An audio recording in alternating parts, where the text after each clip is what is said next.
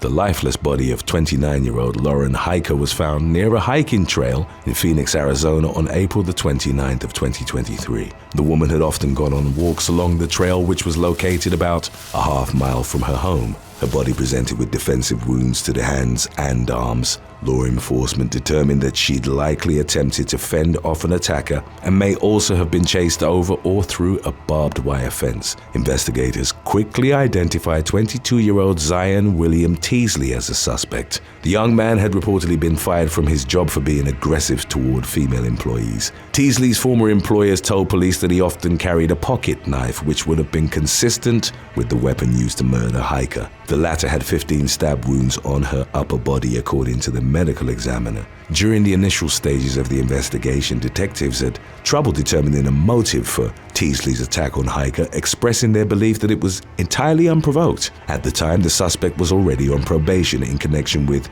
unrelated robbery, armed robbery, and disorderly conduct convictions. He'd been released from prison in November of 2022. In a probable cause document, Teasley was quoted as saying, "I am definitely not the person who plans to kill another person. If I was going to do something like that, it wouldn't be premeditated." He pleaded not guilty the day after a Maricopa County grand jury indicted him on one count of first-degree murder. Authorities indicated Teasley's trial could commence in January of 2024. Number 6. Wendy Karina Martinez.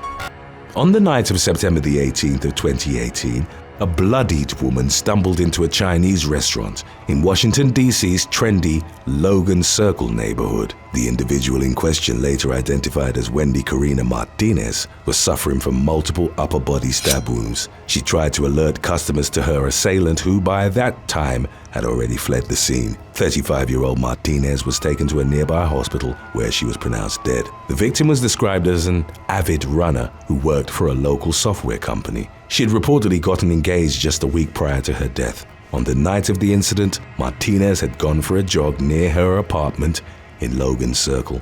At some point, the Georgetown alumna was accosted by a total stranger who proceeded to stab her 6 times in the head and neck, as well as once in the back.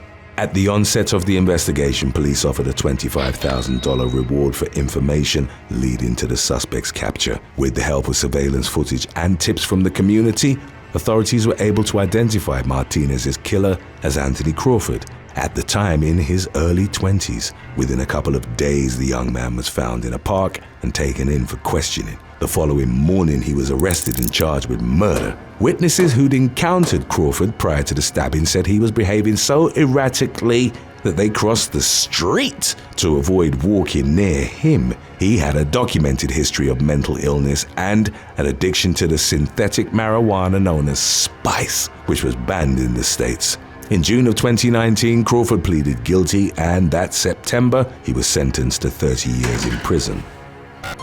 Number 5. Mariana Hernandez.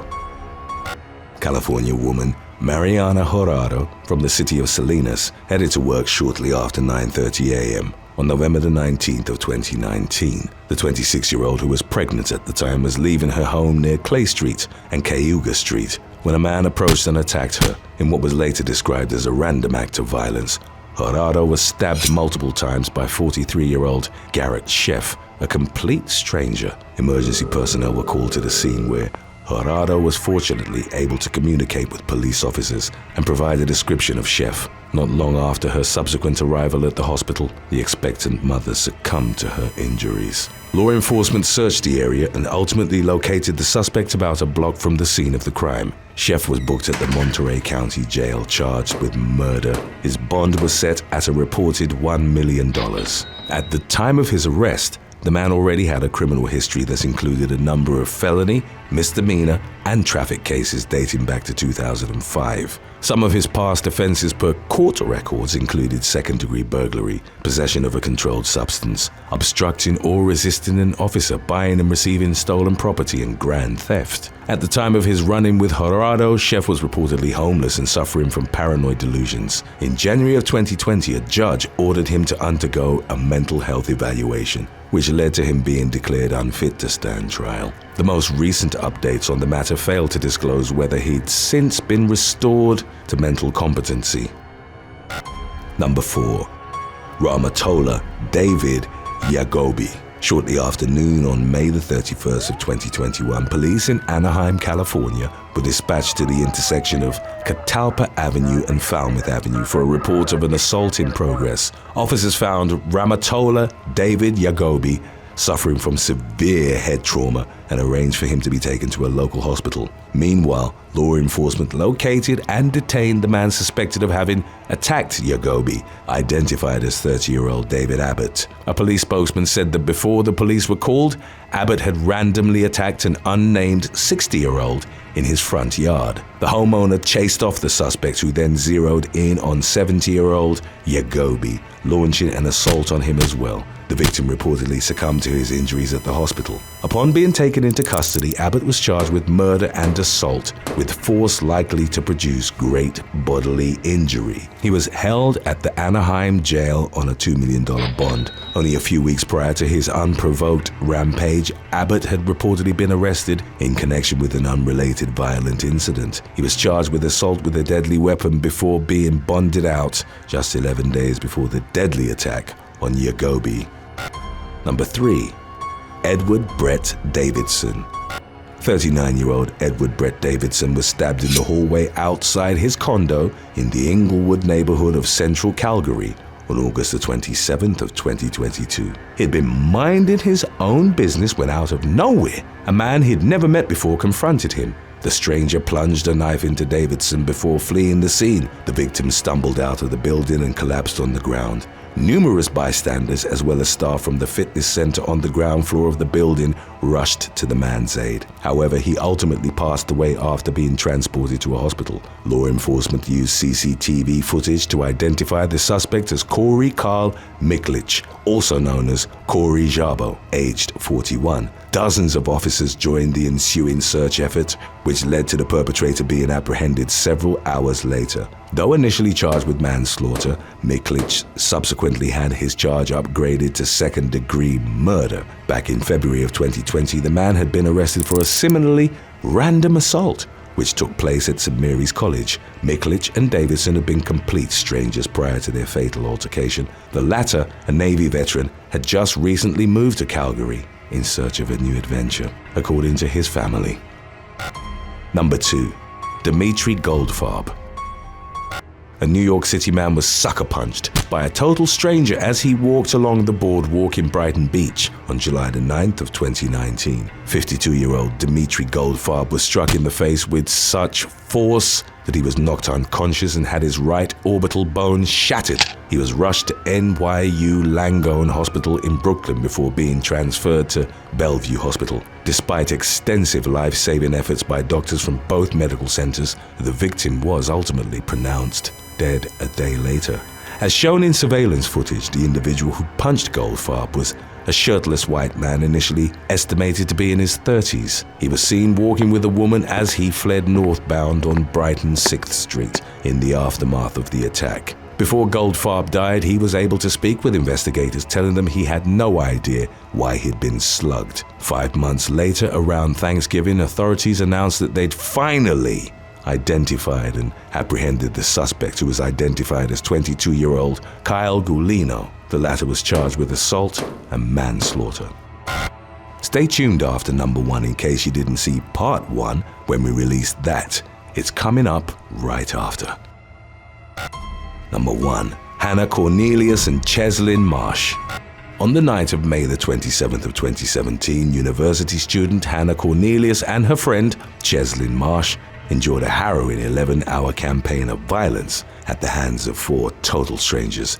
After a night out in Stellenbosch, South Africa, the friends were parked in a secluded spot as they decided their next move. 21-year-old Cornelius offered to give Marsh a ride home. However, as they sat in the car, a group of 4 men approached and circled the vehicle like a pack of wolves. As shown in CCTV footage, the men armed with a screwdriver and a flick knife proceeded to attack the defenseless victims. 22-year-old Marsh was forced into the back seat and then into the trunk. Meanwhile, Cornelius was wedged between the two front seats as the gang drove away. They eventually stopped at a petrol station to withdraw cash from Marsh's bank account. The latter gave the men the wrong PIN, so they ultimately left empty-handed. Subsequently, the gang drove to a remote area where Marsh was viciously beaten. As Cornelius watched in horror, the young man was knocked out and left for dead in a pool of his own blood. The assailants then shifted their focus toward Cornelius, whom they drove to a farm road 12 miles outside Stellenbosch.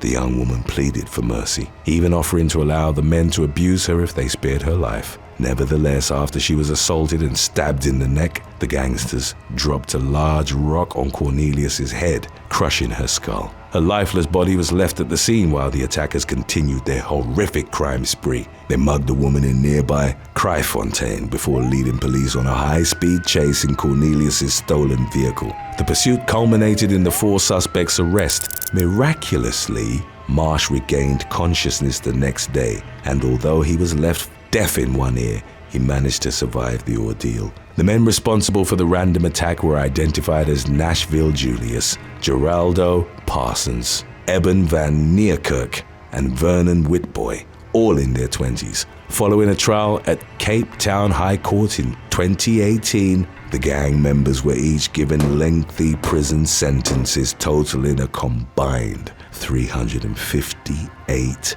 years. Number 8. Theodore Ellis.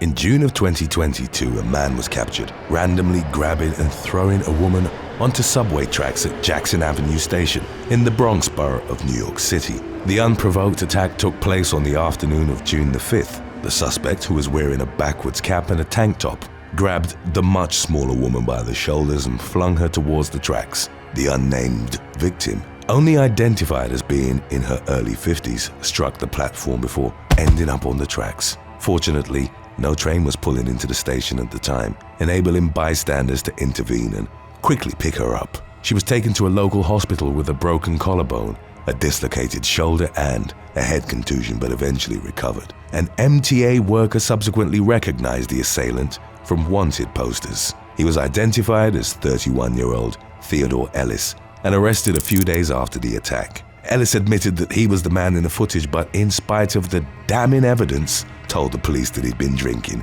and didn't mean to push the victim. He was charged with attempted murder, assault, attempted assault, and reckless endangerment, for which he was held on a $150,000 cash bail.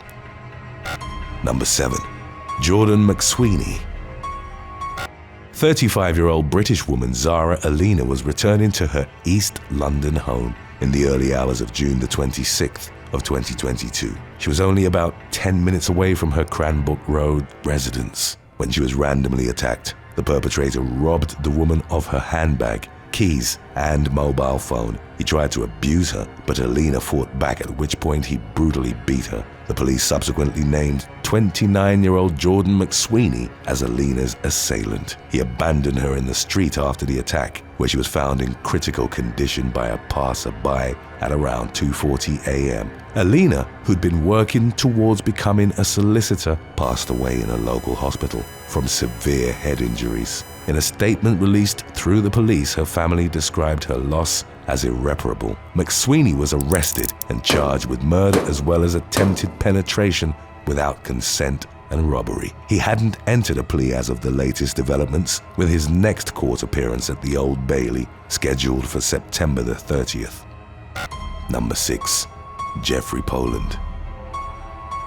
Lily Valdez, a security guard for Tacoma Public Utilities in Tacoma, Washington, had left her car parked at work while she and her boyfriend went to a show. In the early hours of February the 5th, the mother of two returned to her car. As Valdez was leaving the parking lot, a black Toyota truck pulled up alongside her vehicle. She momentarily saw the face of a man looking back at her before he suddenly opened fire. Valdez was first struck in the thigh, which left her stunned and unsure of what had just happened. The next bullet hit her in the ribs, while the one that followed clipped her neck. She was also hit in the shoulder, even though she'd been shot multiple times. Valdez managed to drive herself back to her workplace and ask her colleagues for help. She would later describe them as heroes and credit them with saving her life. Valdez had survived the random shooting, but was left in physical and emotional anguish. From her hospital bed, she spoke to the media about the fear that she'd been left feeling and having to constantly relive her attacker's dead stare. The single mother also struggled to understand why a complete stranger had targeted her so violently. The suspect was identified as 47-year-old Jeffrey Poland. He fled the scene in the shooting's wake, and after driving a mile south, he hit a parked car and pinned a man between two vehicles, severely injuring his legs. Poland got out, and as bystanders tried to help the victim, he pointed a gun at them. When officers arrived at the scene, Poland resisted their orders and pulled another gun from his car. He was eventually taken into custody, with law enforcement noting he was visibly intoxicated. As of the latest updates on his case, Poland had pleaded not guilty to charges of attempted murder and several counts of assault. Number 5. Ahmad Rashad Redding. After visiting a relative for lunch, California woman Rosa Elena Hernandez was returning to her Long Beach home on May the 13th of 2019. She'd gotten within 2 blocks of her home when she was attacked in the street by 27-year-old Ahmad Rashad Redding. As reported by a witness, Redding punched and kicked the 63-year-old until she went down. A bystander tried to intervene, at which point the assailant grabbed a Bird electrical rental scooter and used it to repeatedly strike Hernandez in the head. He bludgeoned her with such force that the scooter eventually broke in 2. The attack was caught on CCTV and she was subsequently pronounced dead at the scene. Redding left the scooter on top of the victim and fled, but was arrested roughly 4 hours later at a convenience store about a half a mile from the site of the killing. The man, originally from Louisiana, had been living in Long Beach as a transient. No motive was provided for the fatal attack on Hernandez, with the authorities reporting it had been completely random. Redding was charged with murder, to which he pleaded not guilty. Number 4. Attack on Regan K. After a night out in Bristol, England, on November the 23rd of 2021, British woman Regan K and a friend were heading back to their student accommodation. 21-year-old K, who studied English literature at Bristol University, was mere seconds from her front door when a car pulled up next to her and her companion. A group of men shouted at them to get in the car, asking where they wanted to go. In a subsequent Twitter post, Kay told her followers that she and her friend had only stopped because they were startled. A man then pulled her towards the car by her dress, insulted her and punched her in the face. Kay was knocked out. She reported that as she lay on the pavement, a separate group of men walked by and chanted football slogans at her. When Kay came to, she realized that her front tooth had been cracked to the root due to the force of the strike. She subsequently shared a photo of the damage on social media. Kay went to a hospital the following morning and was told that the dental procedure she needed wasn't covered by her insurance. Kay would have to pay close to £5,000 to have her tooth fixed at a private dentist. No arrests were made in connection to the attack, which the young woman reported had left her paranoid, afraid to go anywhere alone, and assuming that everyone had bad intentions towards her. Number 3. Frank Messer. In July of 2022, New York man Nathaniel Rivers was fatally stabbed in front of his wife in the Bronx. As the 35-year-old was sitting in his car, he was randomly approached by teenager Frank Messer. The two briefly exchanged words before Messer suddenly plunged a knife into his chest. Rivers' wife, who'd watched the attack unfold, tried to fight off the assailant with a pry bar before he ran away. She called the emergency services, who took her husband to St. Barnabas Hospital, where he was pronounced dead. CCTV captured 19-year-old Messer walking to the scene of the murder and then sprinting away minutes later with a knife in hand. He was arrested not long after the incident and charged with murder, manslaughter, and criminal possession of a weapon. It was later revealed that Messer had been seeing a doctor to treat his schizophrenia for the past 7 years. He also had a history of randomly attacking people. In April of 2021, he sucker punched teenager Brian Diaz from behind as he was walking on the street with his mother. The victim was left with a bloodied nose but managed to strike Messer with his umbrella. Diaz was, however, furious at the police's response to the incident. Meza was arrested for assault but then quickly released, with officers telling Diaz that nothing more could be done since the system protected Meza on account of his mental illness. There was another report of a 2021 attack in which he'd slashed a neighbor in the face, but the authorities stated they couldn't confirm it. Number 2. Quinn Mayweather.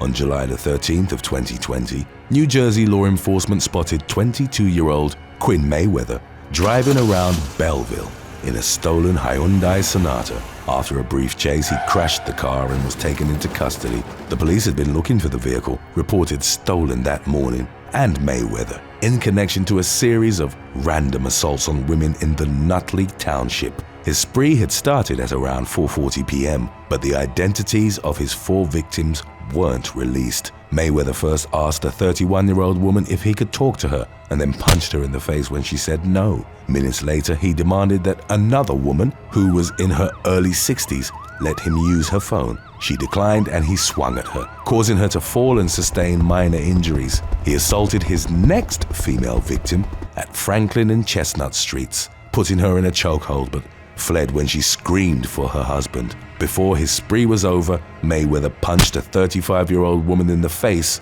as she was about to go into a nail salon. At the time that he carried out the series of random attacks, Mayweather was free while awaiting trial for groping a woman whose car he'd tried to steal in Westfield the previous fall. His new charges included simple assault and aggravated assault.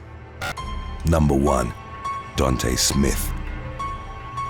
Detroit teenager Dante Smith went on a 4-part shooting spree in late August of 2022, which left 3 people dead. Smith, who was believed to have suffered from a mental illness, randomly selected his victims and ruthlessly opened fire on them. In the early hours of August the 28th, Smith shot Shane Lee, aged 28, in the doorway of a Detroit church and continued firing into his body after he dropped to the ground. He claimed his next victim, an unidentified female in the area of Wyoming and Margaretta, less than an hour later. Not long afterwards, Smith gunned down 43-year-old Larry Briscoe in the 19700 block of Livernois Avenue. As with Lee, he shot her multiple times while she was on the ground. The fourth and final attack that 19-year-old Smith carried out took place near a home in Pennington. He shot 76-year-old John Pallick as he was out walking his dog. One of the man's neighbors heard the gunshots and returned fire, prompting Smith to flee. Pallick and his pet were both struck in the limbs but ultimately survived. The police were subsequently tipped to Smith's whereabouts and he was arrested later that same day. He was charged with 3 counts of first-degree murder, 1 count of assault with intent to murder, 1 count of animal cruelty, and 5 felony firearm violations. Thanks for watching. Would you rather get randomly punched in the face by a stranger once every month or live without toenails for a year? Let us know in the comments section below.